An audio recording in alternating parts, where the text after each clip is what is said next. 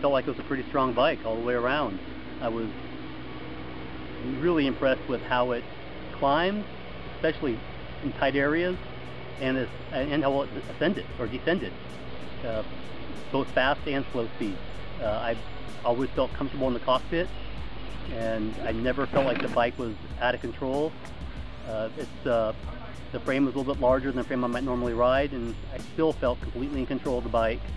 I felt like had a nice, positive with geometry sitting. My stance felt really comfortable on the bike. I wasn't too stretched out. It really was a nice balance between what I would call a race geometry and the relaxed. Well, when I was climbing with the bike, I tried climbing a couple different ways. I tried climbing the way I would traditionally climb on my single speed, which is just, you know, picking my gear and standing up and mashing up a climb. And I also tried climbing using the gear, sitting comfortably in the seat, you know, guiding the front wheel, you know, putting my weight back and using the gears to spin up climbs. And I was impressed really with both ways. I didn't feel a lot of pedal bob when I was standing up mashing, but I can certainly say the strength of the bike was, you know, using the gears, sitting in the seat, guiding that front wheel and spinning up climbs. I was able to, by doing that, I was able to make it over obstacles that I normally wouldn't be able to clear, and probably couldn't clear if I would have done my traditional standing up and mashing. I was able to guide the front tire, you know, lift it up, and then use my weight to rock over, you know, power over roots while spinning the tires, while spinning the cranks, and, you know, never spun out once. I always felt comfortable in the saddle, climbing, spinning. I would probably say sitting and climbing was probably more of a strength with that bike than trying to stand and climb. There, I was actually surprised. I expected the bike to not handle that well. One being, you know, the size of the bike and also the size of the wheels. But it handled slow uphills, you know, tight switchbacks very well. I was able to clear them all, and I was able to clear things that I sometimes don't clear. And this was the first time going over them with this bike. Also, going down those switchbacks, you know, going, you know, slow speed down switchbacks, again, the bike handled phenomenally.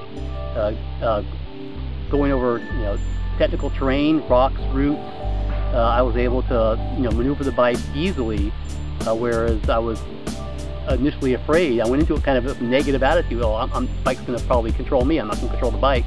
That wasn't the case. The bike was very easy to control, and I always felt confident going over any obstacles, going over the switchbacks, going at a fast speed downhill. That was, I think, the most impressive, because you were really able to pick line, and not even the best line, but, you know, pick a line and just bomb downhill. The obstacles were completely smoothed out by the suspension, and it was really impressive. You know, keep in mind I'm coming from a hardtail background, so I was completely impressed with how well the bike handled bombing down hills. I would actually chuckle as I bounced over, you know, some of the fruits and thought, wow, I barely felt those. It was pretty impressive. You know, it's hard for me to say it's a weakness. You recall a couple times my front chain slipped off from the middle chain ring to the rear. That's probably just an adjustment issue. You know, obviously it's got a pretty nice component setup, I think, for the price range, but I wouldn't mind seeing a little bit higher end, maybe crank or chain rings on the front. But you know, just riding the bike over the trails, I really can't pinpoint a certain weakness. I didn't feel like there was a weakness that I could say, you know, it handled great. The suspension worked the way it was supposed to, so I can't point out a weakness. You know, you could definitely race on this bike. I had no problems picking up speed on this bike.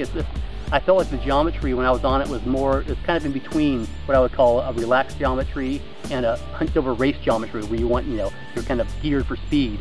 But obviously you could play with a couple components to get the feel you wanted. So if you were someone who was a serious racer and that's what you plan on doing, you might look at a bike made for that.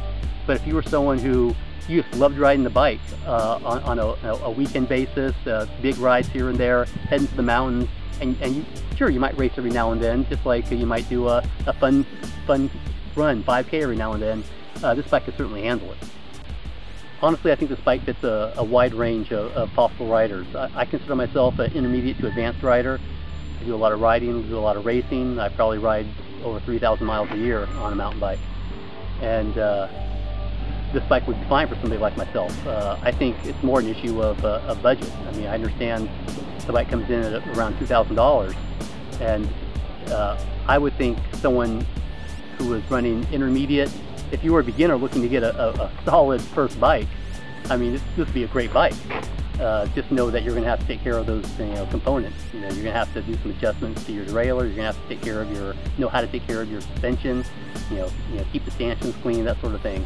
An intermediate rider would have a blast on this bike, and sure be an upgrade from an entry-level bike that they've had, and it can handle anything that you throw at it. I think this bike would be perfect for somebody who was, a weekend warrior hitting the trails, to someone who was going to the mountains and doing, all-day epics.